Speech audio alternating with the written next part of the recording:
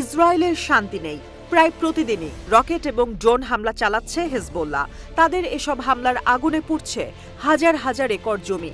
বলা হচ্ছে, হিজবুল্লাহর প্রতিশোধমূলক হামলার ফলে ইসরায়েলের যে ক্ষতি হচ্ছে তা তারা আগামী কয়েক দশকেও পুষিয়ে উঠতে পারবে না। শুধু তাই নয়, উচ্ছেদ হওয়া অবৈধ ইসরায়েলিরাও এখন আর ফিরতে চাইছে না। শুক্রবারও ২৮টি সফল অপারেশন পরিচালনা করেছে হিজবুল্লাহ। ২২ নভেম্বর আক্কা শহরের শাগা ঘাঁটিতে ২ বার ড্রোন হামলা চালায় তাদের যোদ্ধারা। এছাড়া খিয়াম শহরের একটি ইসরায়েলি সেনা সমাবেশে অন্তত ৮ বার রকেট ছোড়ে তারা। সেই সাথে সেখানে অন্তত ৭ বার আত্মঘাতী ড্রোন দিয়ে হামলা চালানো হয়। আল খিয়াম শহরেও ৫ বার রকেট হামলা করে তাদের যোদ্ধারা। বড় ধরনের রকেট হামলার শিকার হয়েছে আল জেবিন, সাফাদ, সিডন, কেফারকিলা ও শাওয়া শহর।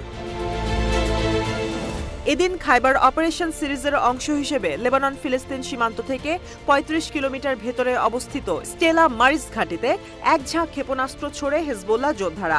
এছাড়া অধিকৃত শহর হাইফার একটি টেকনিক্যাল ঘাঁটিতে হামলা করা হয় নাসর 2 ক্ষেপণাস্ত্র দিয়ে। একই সাথে দেইর মিমাস ট্রায়াঙ্গলে ইসরায়েলি বাহিনীর সমাবেশে ২ বার মিসাইল হামলা করে তারা। এদিকে রামথ নাফতালি, সোমেরা, জারেদ, কিরিয়াত শামোনা, মানারা, মালিকিয়া, সাসা বসতিতে ঝাঁকে ঝাঁকে রকেট ছোড়ে হিজবুল্লাহ। একই সাথে খিয়াম কারাগারের কাছে একটি মেরকাভা ট্যাঙ্ক ধ্বংস করে তারা। এক ঝাঁক রকেট ছোড়া হয় গোলান হাইটসের মাউন্ট হারমানের হাবুশির সাইটে। গোলানের ২১০ ডিভিশনের একটি গোয়েন্দা দফতরেও বড় ধরনের রকেট হামলা চালায় হিজবুল্লাহ যোদ্ধারা। রকেট হামলা চালানো হয় ডোভিভ ব্যারাকেও। এছাড়া কাফার কিলার তেল নাহাসে প্রথমবারের মতো রকেট হামলা চালানো হয় বলে জানিয়েছে হিজবুল্লাহ। শুধু হিজবুল্লাহ নয়, ২২ নভেম্বর ফিলিস্তিনের স্বাধীনতাকামী গোষ্ঠীগুলো বিভিন্ন ফ্রন্টে শক্ত প্রতিরোধ গড়ে তোলে।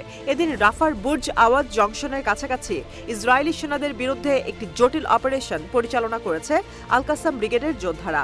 সেখান থেকে ৪ ইসরায়েলি সেনাকে জিম্মি করে তারা। একই সাথে ইসরায়েলি সামরিক মেরকাভা ট্যাঙ্ক এবং বুলডোজার টার্গেট করে আল ইয়াসিন 105 শেল ছোড়ে তারা। এছাড়া জাবালিয়ার আল সাফতাউই স্ট্রিটের একটি বাড়িতে আশ্রয় নেওয়া ইসরায়েলি বাহিনীর ওপর হামলা চালায় তাদের যোদ্ধারা।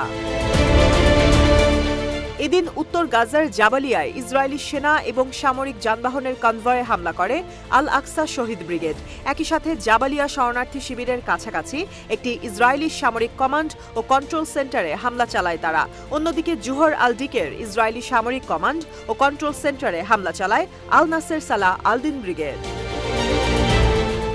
২২ নভেম্বর বেইত লাহিয়া এলাকায় ইসরায়েলি সেনাদের সাথে ভয়াবহ সংঘর্ষে জড়িত হয় আল কুদস ব্রিগেড। একই ফ্রন্টে আল নাসের সালাহ আল-দিন ব্রিগেডের সাথে একটি যৌথ অপারেশনে অংশ নেয় তাদের যোদ্ধারা। অন্যদিকে রাফার দক্ষিণে সালাহ আল-দিন গেটের কাছাকাছি অবস্থানরত ইসরায়েলি সেনাদের ওপর হামলা চালায় শহীদ ওমর আল কাসিম বাহিনী। এদিন নেটজারিম ফ্রন্টে আল কুদস ব্রিগেডের সাথে যৌথ অপারেশনে অংশ নেয় মুজাহিদিন ব্রিগেড।